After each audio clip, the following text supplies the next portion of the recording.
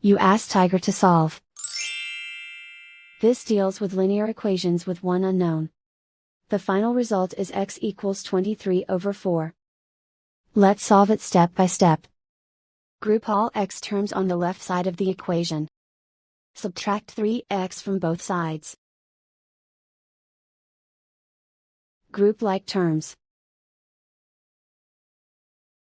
Simplify the arithmetic.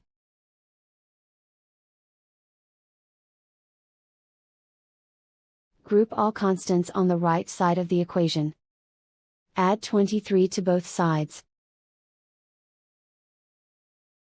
Simplify the arithmetic.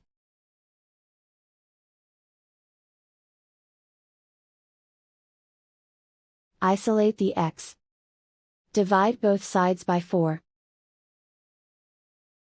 Simplify the fraction. And so the final result is x equals 23/4.